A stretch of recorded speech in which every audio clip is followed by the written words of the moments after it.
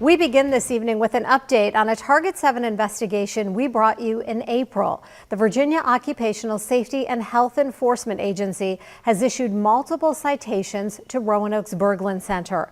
This comes after pretzels were mistakenly sprayed with chemical cleaner. Target 7 investigator Isabella Ladon has been following this from the beginning and has the latest.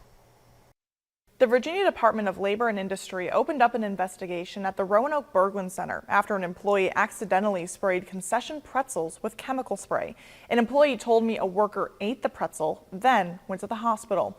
The city of Roanoke says this was an isolated incident, but Berglund Center was cited for 4 serious violations. 2 of the 4 citations from Virginia's Occupational Safety Department are related to hazardous chemicals in the workplace. The first states Berglund Center didn't have a hazard communication program for employees working with chemicals, including the cleaner that was sprayed on pretzels. The other says Berglund Center did not provide effective training on hazardous chemicals in housekeeping and food areas.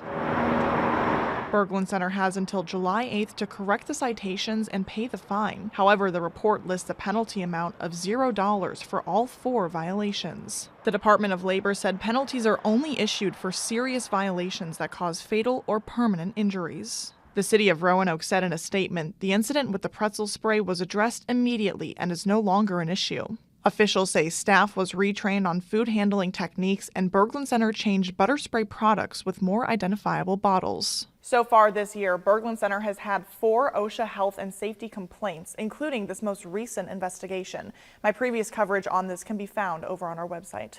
In the studio, Isabella Ladon, WDBJ7.